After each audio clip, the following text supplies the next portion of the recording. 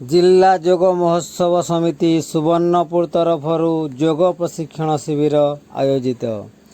आज सुवर्णपुर जिलार सरस्वती शिशु विद्या मंदिर सुवर्णपुर ठारे जोग दिवस को भव्य पालन हेतु प्रशिक्षण और व्यवस्था बैठक अनुष्ठित हो जाइछि।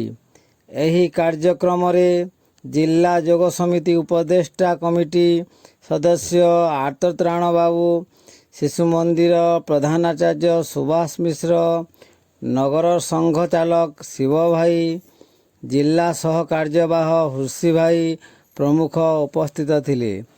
आगामी विश्व जोग दिवस पालन सकाशे समस्त आसन प्राणायाम र विवरणी हृषिकेश देहुरी देइथिबा बेले जोग प्रशिक्षक मनोज पंडा शिक्षार्थी को प्रशिक्षण प्रदान करथिले।